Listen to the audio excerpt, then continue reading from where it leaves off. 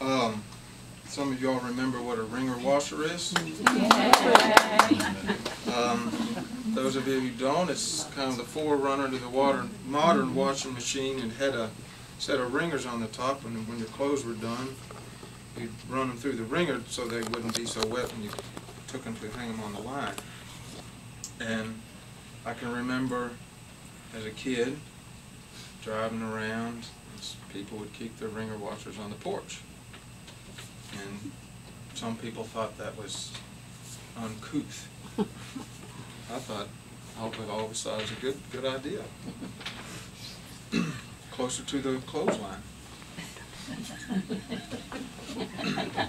This is called a Wringer washer on the porch. Now, it's not the eyesore you might think. There's plenty of reasons why a porch is just the place for a Wringer washer. I know a possum who lived in the tub of one winter, and a boy I know, well, let's just say he hung his coat in a funny place that year. Some folks don't have too many clothes, which simplifies their lives. A man might have 2 pair of breeches to his name, a woman 1 black dress for funerals, and something less fancy for all the other days, and this is the real humdinger of the romantical tale I'm fixing to tell. An apron. You know the kind I mean, the kind with the strings the woman ties without a peak behind her back. There was a man around these parts who lived alone and, according to a number of his neighbors, was not well practiced in domestic arts. Which is to say, this fellow kept a Wringer washer on his porch. As far as anyone could tell, seldom was the washer put to its intended purpose, and in fact was just the size to accommodate the recipe this uncouth man had concocted to make a batch of wine. It was summer, blackberry time. Enter now a woman, a bit high-strung some say, who'd lately joined the local temperance league and thus had been appointed to apprise this man of all his wickedness.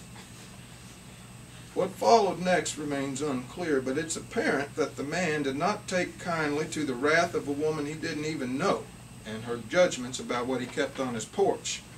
Some sort of scuffle soon broke out, and in the confusion, the strings that held the woman's apron around her waist got wound up in the wringer somehow.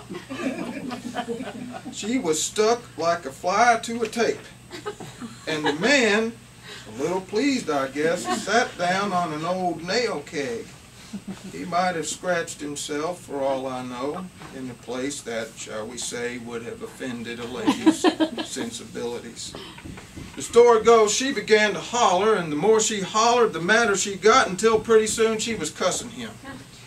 About the time the moon came up, the woman grew hoarse and hushed.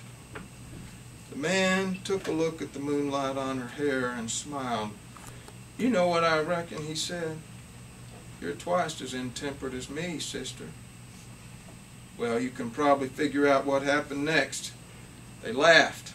And then he convinced her that a little wine might soothe her throat. And he was right, it did. So she had a little more, and before she knew it, she was soothed all over. And was kind of glad she'd got wound up to that Wringer after all. And by gum, it was one hell of a porch there was a dancing on. I forgot to tell you, after a while, the man and woman started dancing. He took the handle of the wringer and wound her out to him and wound her back. The crickets must have chirped the tune. Remember the boy who hung his coat in the washer tub? Well, he was born all right, about a year later. The possum didn't live there yet.